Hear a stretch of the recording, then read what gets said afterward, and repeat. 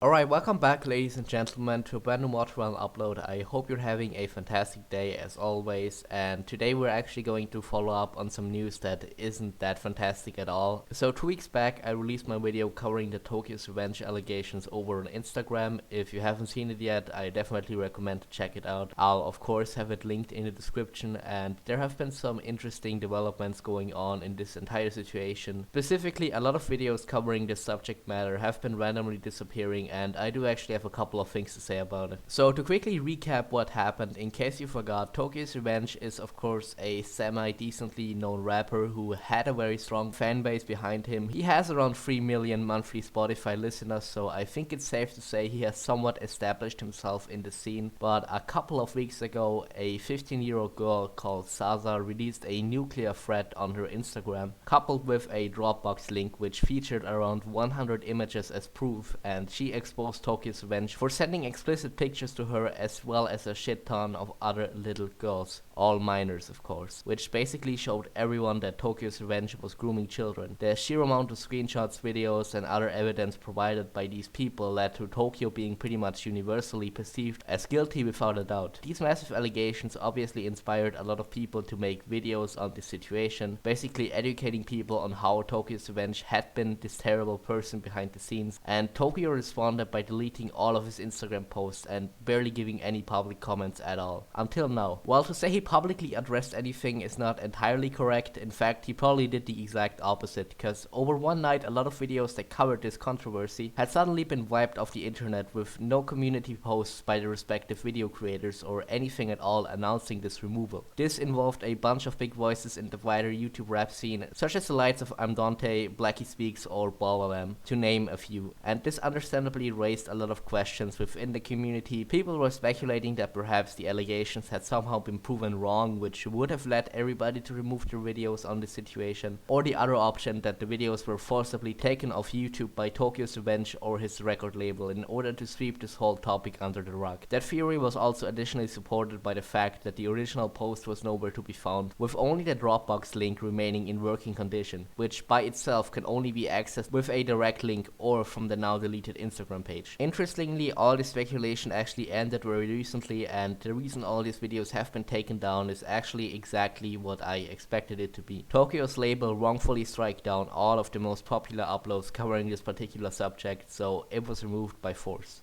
This has been confirmed by one of the guys that were affected by the takedowns, that being popular streamer ImDontai, who's deeply invested in the rap game himself and used to have a personal connection with Tokyo's Revenge. In one of his streams he had to say this about the situation. Tokyo messaged me and said that if the video wasn't taken down, then his label was going to be forced to take legal action, right? If the video wasn't taken down, his label was going to be forced to take legal action, bro. And I was like, legal action? They're going to sue me, bro? And he was like, basically said, yeah.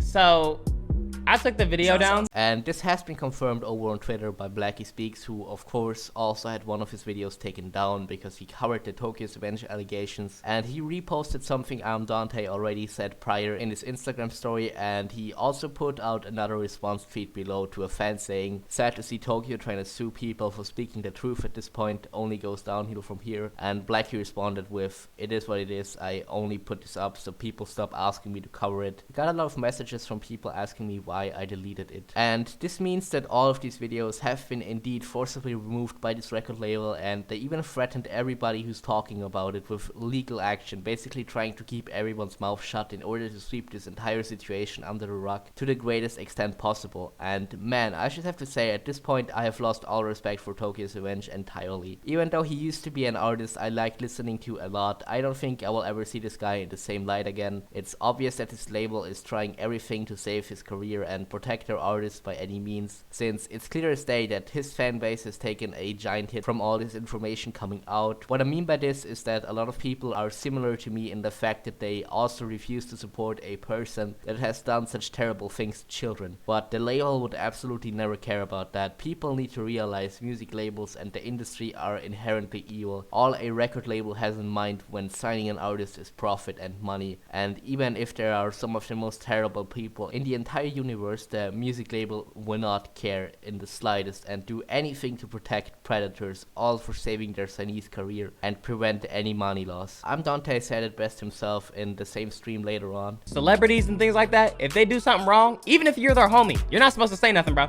You're supposed to brush it under the rug and act like you don't see nothing, man. You're supposed to stay in your lane, bro. Mind your business, okay?